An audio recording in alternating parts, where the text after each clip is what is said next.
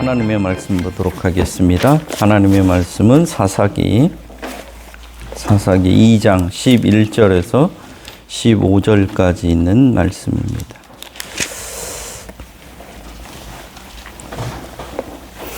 이 장 11절에서 15절까지 있는 말씀입니다. 이스라엘 자손이 여호와의 목전에 악을 행하여 바알들을 섬기며 애굽 땅에서 그들을 인도하여 내신 그들의 조상들의 하나님 여호와를 버리고 다른 신들 곧 그들의 주위에 있는 백성들의 신들을 따라 그들에게 절하며 여호와를 진노하시게 하였으되 곧 그들이 여호와를 버리고 바알과 아스다롯을 섬겼으며 여호와께서 이스라엘에게 진노하사 노략하는 자의 손에 넘겨주사 그들이 노략을 당하게 하시며 또 주위에 있는 모든 대적의 손에 팔아 넘기심에 그들이 다시는 대적을 당하지 못하였으며 그들이 어디로 가든지 여호와의 손이 그들에게 재앙을 내리시니 곧 여호와께서 말씀하신 것과 같고 여호와께서 그들에게 맹세하신 것과 같아서 그들의 괴로움이 심하였더라. 아멘. 오늘 성경 본문을 제가 읽고 설교를 준비하면서 이 제목을 어떻게 붙여야 될까 되게 고민을 많이 했어요. 왜냐하면 11절에 있는 이스라엘 자손이 여호와의 목전에서 악을 행하여 할 때 이 악이라는 말과 15절에 있는 그들이 어디로 가든지 여호와의 손이 그들에게 재앙을 내리시니라고 할 때 이 재앙이라고 하는 단어가 똑같아요. 그래서 히브리어로는 똑같은 단어를 쓰고 있는데 우리말로는 악, 재앙 이렇게 번역을 해서 이스라엘이 악을 범하자 하나님께서는 재앙으로 응수하시는 이런 내용이거든요. 그래서 많은 사람들이 성경을 읽으면서 되게 오해하게 되는 것, 특별히 구약을 보면서 되게 어려운 것이 뭐냐면 사람들이 하나님에 잘 순응하면은 하나님이 복을 주고 사람들이 하나님께 잘못하면 하나님이 재앙을 내리시고 그렇기 때문에 우리가 복을 받거나 재앙을 당하거나 하는 것이 우리에게 있는 것처럼 이렇게 성경을 읽으면 그렇게 이해된단 말이에요. 대부분이 그렇기 때문에 구약 성경을 되게 설교하기 힘들어하고 또 많은 보수적인 성경을 성경대로 믿는다고 하는 분들은 또 그렇게 설교를 해요.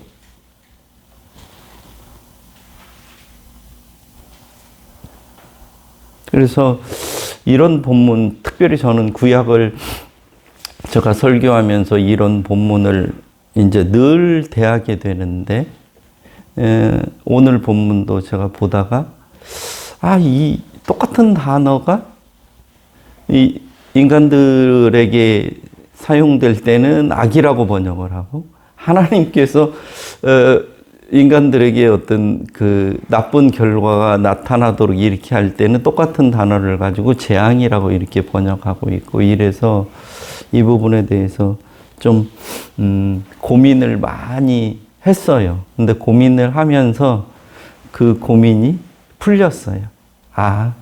역시 내가 성경에 대해서 더 깊이 이해하지 못해서 이런 오해를 할 수 있겠구나. 그리고 다른 일반적인 사람들, 성경 하나님 말씀에 대해서 신구약을 이렇게 꿰뚫는 하나님의 은혜, 인간의 전적인 타락, 인간이 아무것도 할 수 없음, 이것으로 일관되게 해석하지 못하고 이해하지 못하는 것은 내가 좀 더 성경을 깊이 있게 이해하지 못하는 거기에서 연유된다고 하는 것을 생각하면서 이 본문을 보면서 나중에야 제가 야, 그렇지. 이런 의미지. 이런 것을 깨달으면서 저 스스로가 큰 은혜를 느꼈던 그런 본문입니다. 그래서 여러분과 그 은혜를 함께 나누는 그런 시간이 되었으면 좋겠습니다. 오늘 본문을 우리가 2장 11절에서 15절로 잘랐는데 제가 말씀드린 것처럼 이해하려고 하면 2장 10절 하반절에서부터 2장 16절까지를 좀 연결해서 이렇게 보니까 쉽게 이해가 될 수 있었어요. 지난 시간에 제가 여러분들에게 2장 10절의 하반절에 보면 이스라엘 사람들이 여호와를 알지 못하며 여호와께서 이스라엘을 위하여 행하신 일도 알지 못하였더라 이렇게 되어 있어요. 근데 이 말은 문자적으로 이스라엘 사람들이 여호와가 누구인지도 모르는 채 그저 이방 신들만을 섬겼다는 의미가 아니라 여호와 하나님을 올바로 알지 못했다라는 의미라고 여러분들에게 말씀을 드렸습니다. 이스라엘 사람들은 하나님께서 이스라엘을 위해 행하신 일들을 다 알고 있으면서도 그것을 인정하지 않고 받아들이지 않는 것을 말한다고 했습니다. 이스라엘은 하나님이 자신들의 하나님이심을 부인하고 인정하지 않는 것을 성경에서는 여호와를 알지 못했다, 여호와를 버렸다고 하는 것입니다. 이 버리다는 단어는 떠나다, 포기하다, 배반하다 이런 뜻을 가지고 있습니다. 이스라엘 백성들은 하나님을 모르거나 하나님이 하신 일을 모르는 게 아니에요. 그런데 하나님 말씀을 듣기 싫어서 떠난 것이고 그들이 배반한 것이고 여호와 하나님을 자신들의 하나님으로 모시기를 거부한 것입니다. 그래서 이것을 하나님을 알지 못했다. 하나님을 버렸다. 성경은 이렇게 표현하고 있는 것입니다. 여호와를 어떻게 버렸는지가 오늘 우리가 읽은 11절 이하에 나오는데 12절에서 13절에 보면 여호와를 알지 못했다, 여호와를 버렸다는 것의 구체적인 행동이 다른 신을 섬기는 것으로 나타납니다.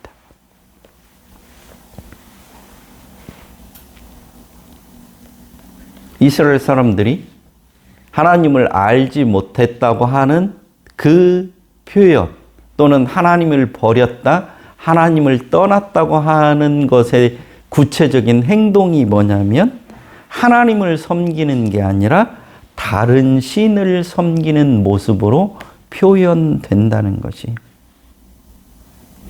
정말로 이스라엘 백성들이 하나님을 버렸을까요? 이스라엘 백성들은 한 번도 여호와를 버린 적이 없습니다. 그런데 왜 성경은 이스라엘 백성들이 여호와를 버렸다고 이렇게 기록하고 있을까요? 이스라엘 백성들은 여호와와 함께 다른 신인 바알과 아스다롯을 섬긴 것뿐입니다.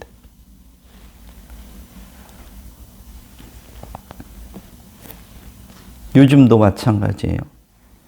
평소에는 교회 문 앞에도 한 번도 안 오던 정치인들이 선거철만 되면 새벽 기도에 나오고 또 낮에는 절을 찾아가고 점집을 찾아다니는 것처럼 이 사람들에게는 자기의 이익을 위해서는 하나님이든 돌멩이든 귀신이든 아무런 차이가 없는 것입니다. 신은 많으면 많을수록 좋다고 생각하고 지 맘대로 지 생각대로 행동하는 것을 하나님을 알지 못했다, 하나님을 버렸다고 성경은 이야기를 하는 것입니다. 요즘도 이런 시류에 편승해서 본인이 무슨 하나님의 전권을 위임받은 자처럼 굴면서 하나님이 계시는데도 하나님이 안 계시는 것처럼 행동하면서 교회를 욕보이고 하나님 앞에서 경거망동하는 양의 탈을 쓴 이리 같은 자, 사입이나 이단들이 지금 우리 눈앞에도 얼마든지 있습니다. 겉으로는 하나님을 섬기는 것처럼 보이지만 실상은 자기를 하나님으로 섬기는 것입니다. 자기의 이익을, 자기의 배를 하나님 삼아서 사는 자들은 입으로는 하나님을 섬긴다고 하지만 그들은 하나님을 알지 못하는 자들이고 하나님을 떠난 자들이라는 말입니다. 이것을 하나님은 이스라엘이 자신을 버린 거라고 성경은 그렇게 말하고 있는 것입니다. 세계에서 선교하기가 제일 어려운 곳이 인도나 일본 같은 곳입니다. 다신교 국가여서 어떤 신이든 환영합니다. 그래서 이들이 믿는 신은 수만 개도 넘습니다.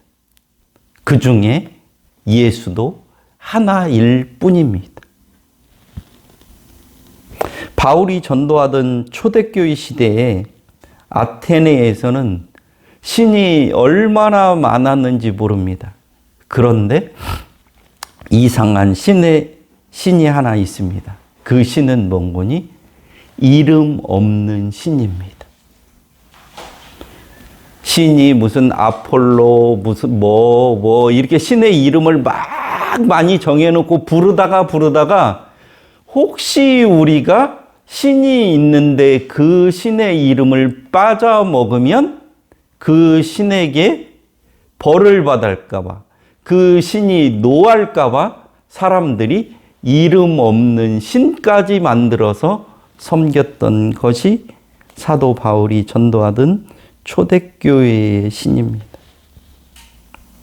이와 같이 이스라엘은 믿져야 본전이라고 생각했기 때문에 여호와를 버릴 필요가 없었습니다. 가나안 땅에 들어오면서 여호와 플러스 가나안 사람들이 섬기는 그런 바알과 아스다롯을 추가로 섬겼을 뿐입니다. 여기서 이스라엘이 여호와를 버렸다는 행동보다도 더 중요한 것은 여호와를 왜 버렸냐 하는 그 이유입니다. 여호와를 버릴 만한 정당한 근거나 이유가 있다면 얼마든지 이해할 수 있습니다. 더 좋은 것이 있는데 그렇게 하지 못하게 하는 것은 강요요, 억압이요, 압제입니다. 하나님께서 다른 신을 섬기지 말라고 할 때 인간의 자유를 억압하고 인간이 더 좋은 것을 선택할 수 있는데 그렇게 하지 말라고 하느냐 그 말이에요. 실제적으로 인간이 하나님을 싫어해야 할 어떤 이유도 없습니다. 아무런 이유도 없이 사람들은 하나님을 싫어합니다. 그리고 하나님과는 비교의 대상도 되지 않는 다른 신들을 섬깁니다. 이것이 하나님을 버리는 것입니다. 왜 하나님을 싫어할까요? 인간이 이렇게 하는 이유는 뭘까요? 그것은 인간이 죄인이기 때문에 그렇습니다.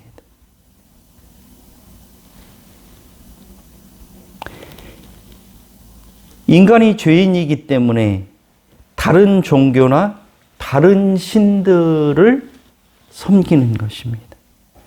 다른 종교나 신은 죄인의 원리, 죄인의 속성, 죄인의 가치, 죄인의 방법에 아주 잘 맞습니다. 인간에게는 나쁘지만 익숙하기 때문에 다른 신들을 믿고 받아들이기가 쉽다는 것입니다. 그렇지만 하나님의 말씀은 인간에게 유익하지만 인간에게 낯설기 때문에 거부합니다. 쉽게 잘 하나님의 말씀이 이해가 되지 않습니다. 성령으로 거듭나지 아니한 사람에게는 이 하나님의 말씀이 도대체가 이해가 되어지지를 않습니다. 그래서 거부합니다. 이것이 죄인의 실상이고 한계입니다. 하나님은 영이시기 때문에 형상이 없기 때문에 자연스럽게 종교 행위가 없습니다.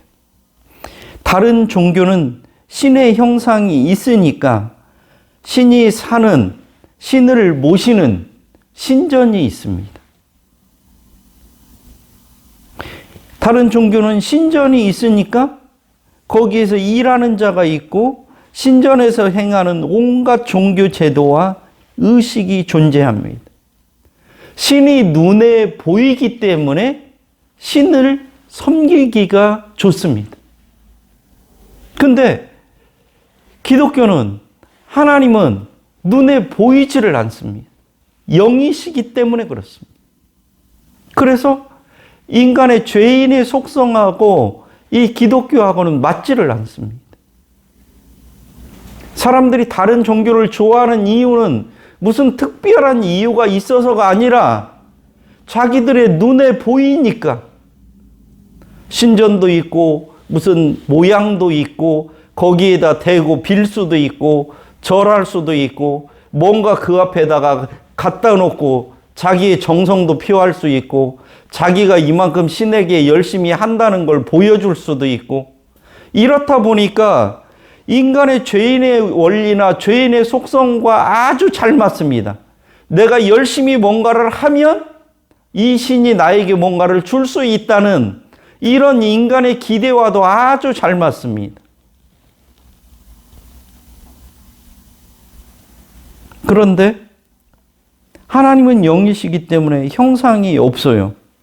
형상이 없으니까 하나님을 모실 신전도 필요가 없어요.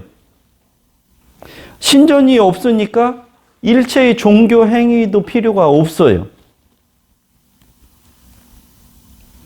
다른 종교는 신한테 나가기 위해서 잘못하면 부정 타고 배락을 맞기 때문에 큰 벌을 받기 때문에 신 앞에 나가기 위해서는 얼마나 조심하고 목욕제계하고 금욕하고 각종 정결의식을 행하고 이렇게 해서 조심스럽게 나갑니다.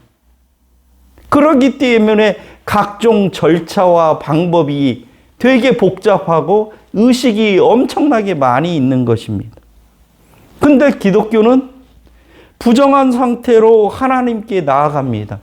죄진 상태로 그냥 하나님께 나갑니다. 그래서 하나님, 내가 이렇게 죄인이고 하나님 이렇게 저는 타락하고 이런 사람입니다. 하나님 저를 받아주세요. 저를 용서해 주세요. 오히려 그런 모습으로 하나님께 나아가는 것이 기독교입니다. 근데 다른 종교는 내가 신에게 나가기 전에 그 신이 받아들일 수 있도록 정결하게 내가 하고 그 신에게 나가야 됩니다. 내가 뭔가를 했다는 뿌듯함이 있습니다. 그렇기 때문에 인간들이 기독교를 받아들이기가 어렵습니다. 기독교는 부정한 상태로 있는 그대로 잘못된 상태로 하나님께 나갑니다. 그리고 이렇게 나온 자들을 하나님은 받아주시고 용서하시고 그에게 구원을 베푸시고 은혜를 베푸십니다. 이것을 우리 인간의 사고방식으로는 도저히 이해할 수가 없습니다. 잘 받아들이기가 어렵습니다. 그렇기 때문에 사람들은 하나님을 믿는 것보다는 자기가 뭔가 노력해서 자기에게 뭔가 주어지는 이렇게 되는 것이 자기가 편합니다. 그래서 다른 신에게 나가는 것입니다. 하나님은 영이시기 때문에 하나님이 계신 방향을 알 수 없어서 우리가 하나님께 절할 수도 없습니다. 하나님은 인간을 굴복시키는 분이 아니라 인간의 자유와 선택을 존중해 주시고 인간을 존귀하게 여겨 주시는 분입니다. 그래서 우리는 하나님 앞에 나와도 우리가 자유롭게 선택하고 우리가 원하는 대로 이렇게 살아갑니다. 근데 다른 종교는 신전 앞에 가면 아주 막 그동안에 천방지축으로 굴었던 사람도 어떻게 예를 갖추고 조심하고 경건하게 이렇게 해야 됩니다. 하나님은 인간의 자유와 선택 그리고 인간 자체를 귀하게 여겨주시고 그것을 존중해 주시는 분입니다. 그런데 이런 하나님을 버리고 기껏 섬긴다는 것이 다른 신들입니다. 하나님과 교회를 버리고 기껏 한다는 것이 우상이요 이단들입니다. 이 얼마나 어처구니 없는 일이고 어리석은 일이냐 이 말이에요.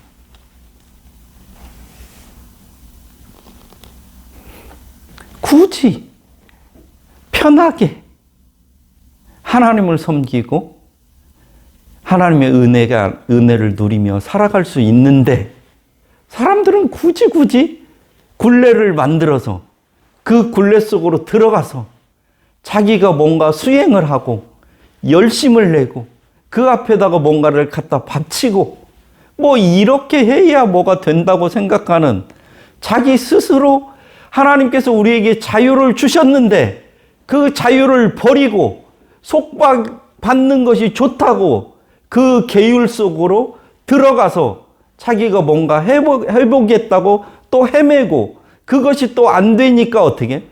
또 좌절하고 낭망하고 또 거기서 또 열심을 내고 이런 것을 반복하는 이런 종교적 행위를 하고 있다 이 말이에요. 이 잘못된 것이 교회 안에까지 들어와서 하나님의 은혜를 덧입은 성도들조차도 이렇게 해야 되는 것으로 생각하고 있는 경우들이 얼마나 많으냐 이 말이에요.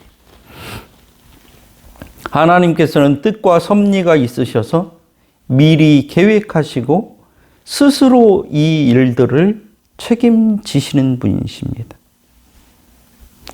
하나님이 직접 일하시지 인간에게 명령하거나 일을 시킨 적이 없습니다. 천지 창조도 우주 만물을 운행하는 것도 인류의 역사도 인간사의 흥망성쇠도 출애굽도 가나안 정복도 우리의 구원도 이 세상의 종말도 하나님께서 친히 하시는 것이지 그 누구의 도움이 필요한 것이 아니다 이 말입니다.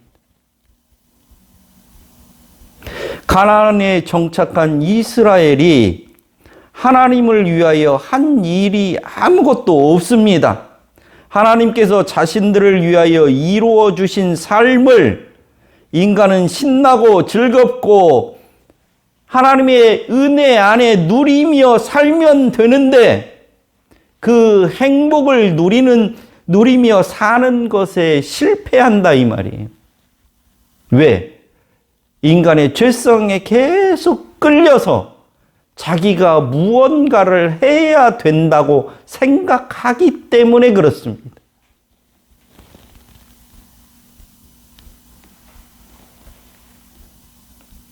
하나님께서 알려주시고 가르쳐주신 말씀보다 자신들의 생각이 더 옳다고 생각하기 때문에 그렇습니다. 그동안에 하나님이 지켜주시고 인도해 주신 삶보다 가나안 사람들의 살고 있는 삶의 방식이 더 좋다고 생각하기 때문에 하나님을 버리는 것이다, 이 말이. 하나님의 말씀에 대한 세 가지 차원의 오해가 있습니다. 첫 번째는 주체에 대한 오해입니다. 하나님이 말씀하시는 것은 하나님이 그렇게 하시겠다고, 하나님이 그렇게 행하시겠다고 알려주시는 것인데, 인간은 하나님이 그렇게 하라고 시키는 거라고 오해한다, 이 말이에요.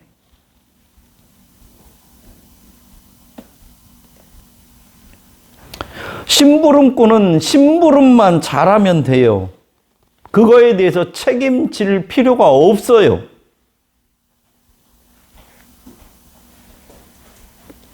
우리가 어떤 일을 해서 하나님께 이롭게 되는 게 아니라는 말이에요. 하나님은 하나님이 계획하시고 하나님이 그 일들을 성취해 나가셔요. 그런 가운데 우리를 도구로, 심부름꾼으로 너희들이 이런 거 했으면 좋겠다. 이렇게 하면 너희들이 더 행복할 거야. 이렇게 하면 너희들이 참된 자유를 누릴 거야. 그러니 그렇게 하면서 살아. 이것이 우리에게 주시는, 하나님께서 우리에게 하라고 하는 것은 그거밖에 없어요. 근데 막 무슨 하나님 나라를 우리가 안 하면 하나님 나라가 안 이루어지는 것처럼, 하나님 일이 실패하는 것처럼 이렇게 주체를 혼돈하고 있는 사람들이 너무 많이 있다, 이 말이에요. 우리가 어쩌든 하나님은 하나님 일을 하셔요. 하나님의 계획을 이루신다, 이 말이에요. 이것을 우리가 혼돈해서는 안 됩니다. 이러기 때문에 성경을 오해하게 되고 하나님을 이상한 하나님으로 우리가 만드는 그런 경우들이 많다는 말입니다. 두 번째는 우리들이 관계에 대한 오해를 할 때가 많이 있습니다. 하나님이 말씀하실 때 말씀하시는 하나님과 듣는 인간의 관계를 올바로 이해해야 됩니다. 인간이 타락하여 죄인이 되었기에 인간의 보호자요, 책임자요, 치유자인 하나님께서 인간을 치유하고 회복시키기 위해서 하시는 말씀이라고 하는 것을 우리들이 꼭 기억해야 돼요. 우리들에게 무슨 벌을 주기 위해서 이야기를 하는 것이 아니라 이미 잘못되어져 버린 이 인간들을 치유하고 회복시키기 위해서 하시는 말씀이라고 하는 것을 우리들이 꼭 기억해야 돼요. 하나님이 인간을 협박하거나 인간의 자유의지를 박탈하거나 압제하기 위해서 하시는 말씀이 아니라고 하는 것을 우리들이 기억해야 되는데, 죄인이기 때문에 죄성이 늘 더 크게 작용하기 때문에 하나님의 말씀을 오해하게 된다는 말이에요. 예를 들어서 의사인 친구가 건강이 안 좋은 친구에게 너 술 먹지 말아라, 짠 음식 먹지 말고 운동 열심히 해, 내가 시키는 대로 하지 않으면 너는 죽는다, 그러니까 꼭 내가 시키는 대로 해야 돼, 이렇게 얘기한다고 하면 이것이 친구에 대한 협박입니까? 친구의 자유를 제한하는 것입니까? 친구를 정말 사랑해서 그에게 사랑의 이야기를 하는 것입니까?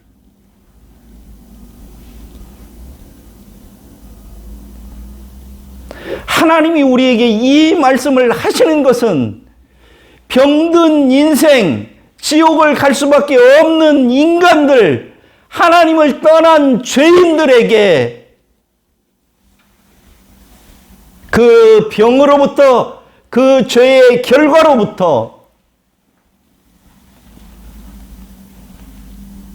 떠나서 하나님의 은혜 안에 우리들이 거하도록 그 사랑을, 그 은혜를 누리게 하기 위해서 이 말씀을 하고 계신다는 것을 우리들이 기억해야 되는데, 그것을 우리의 자유를 억압하고 우리를 협박하고 억지로 그렇게 하나님이 하도록 한다고 우리들이 성경 말씀을 그렇게 이해하기 때문에 이 구약 성경이 우리들에게는 늘 부담으로 온다 이 말이에요.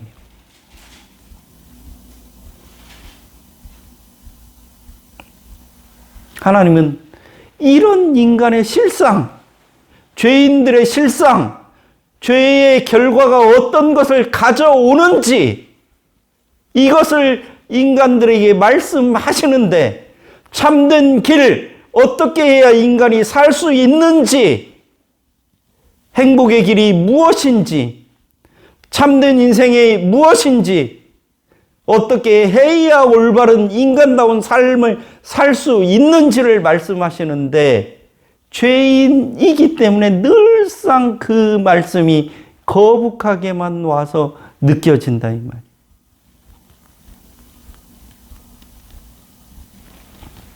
세 번째는 결과에 대한 오해입니다. 하나님의 말씀은 저주나 징계가 아니라 이렇게 될 것이라고 하는, 이렇게 되리라고 하는 것에 대한 가르침이요, 사전 공지요, 미리 알려주시는 거라 이 말이에요. 우리가 앞날을 미리 알면 살기가 얼마나 쉬워요? 우리가 앞날을 모르기 때문에 불안한 거 아니에요? 근데 하나님께서는 이렇게 될 것이다, 이렇게 우리들에게 하나님께서 말씀하시는 것은 우리들에게 벌을 주기 위해서, 징계를 주기 위해서가 아니라 앞으로 이렇게 될 것이다, 그러니 이런 것은 너에게 유익하지 않고 무익하니 그런 것은 할 필요가 없다, 이것은 너에게 유익하고 너에게 복된 일이니 이렇게 하면서 살아라, 이렇게 하나님께서 미리 되어질 일들을 우리에게 말씀해 주시는 것이 얼마나 복된 거냐 이 말이.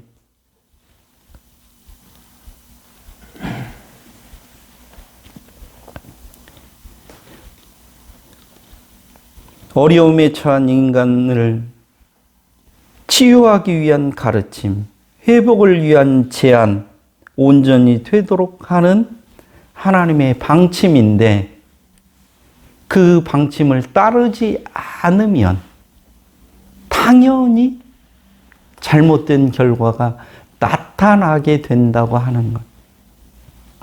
예를 들면 우리들이 아이들을 키우면서 그런 경우들 많잖아요. 음식을 하거나 뭐 하기 위해서 뜨거운 물을 막 끓일 때 아이들한테 그런 얘기 하죠.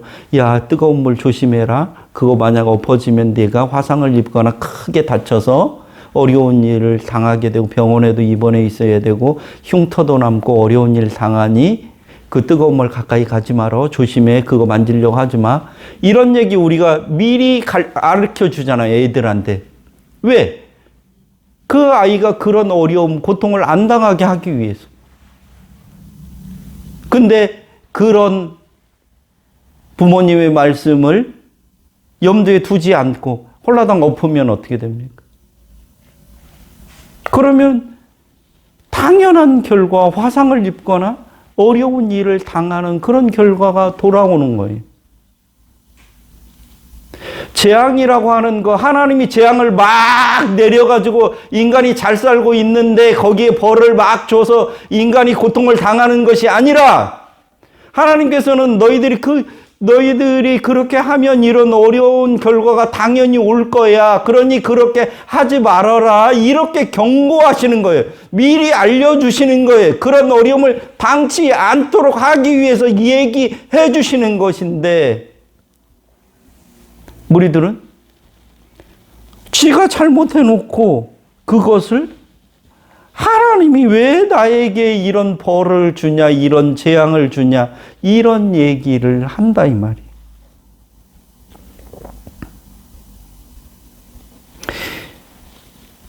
본문을 이스라엘이 하나님의 말씀을 안 들었다고 하나님이 진노하고 노력하는 자의 손에 넘기고 대적자에게 팔아 넘겼다고 이렇게 이해하면 안 된다 이 말이에요. 표현상으로는 그렇게 되어 있어요. 분명히 여기 성경에는 그렇게 쓰여 있어요.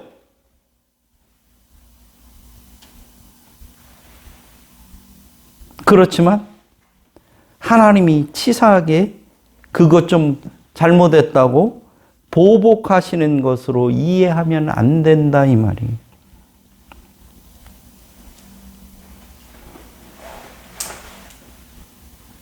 사람들이 그런 얘기 많이 해요. 아니 내가 좀 이렇게 하나님께 잘못했다고 내 사업 망하고 나한테 벌 이렇게 주는 이런 하나님이 무슨 사랑이고, 응? 나를 나에게 은혜를 베푸시는 분이냐, 이런 이야기를 하는 거 우리 종종 듣습니다. 이것은 성경도 하나님도 잘 이해하지 못해서 하는 말이에요. 하나님은 그런 재앙, 그런 벌을 주지 않습니다.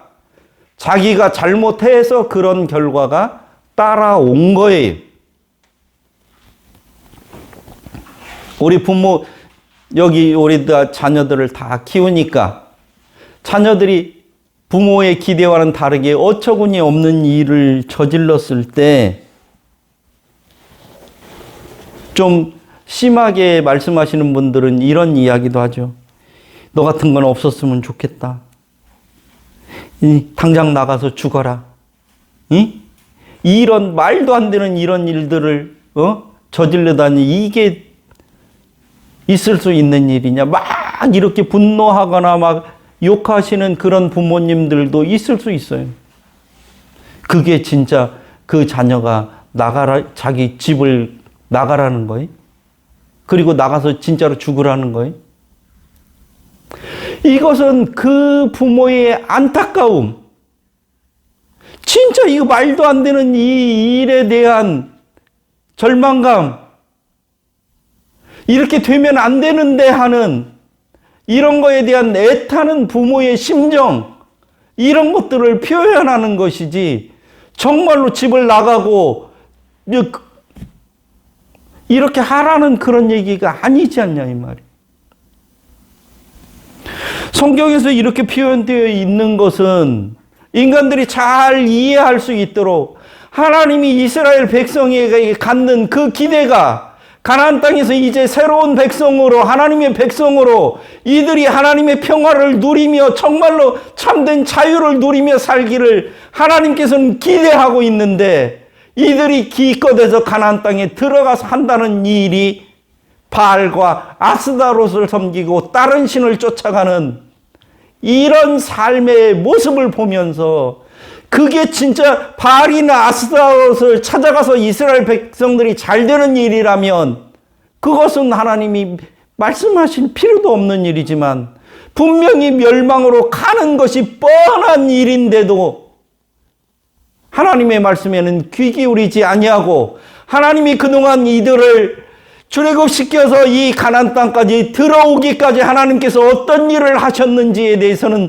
전혀 염두를 두지 아니하고 하는 이스라엘 백성들에 대한 하나님의 안타까움의 호소가 이렇게 표현된 거다 이 말이에요.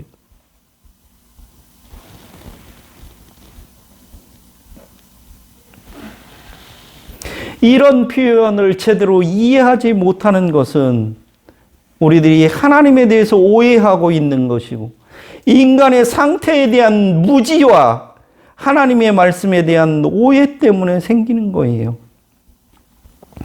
이스라엘이 심한 고통을 당하는 순간 이스라엘보다 더 심한 고통을 느끼는 분은 하나님이시에요. 비록 하나님의 말씀을 듣지 않아서 생기는 결과이고 자기의 잘못 때문에 생긴 차업차득이지만, 하나님은 그들을 불쌍히 여기고 고통 속에서 신음하는 이스라엘 백성들을 보면서 하나님이 더 고통스러워하고 애달퍼하는 것을 이렇게 표현했다 이 말이에요. 타 종교는 신에 대한 두려움으로 시작하지만 기독교 신앙은 나를 사랑하기 위해서 행하신 하나님의 역사에서부터 시작된단 말이에요.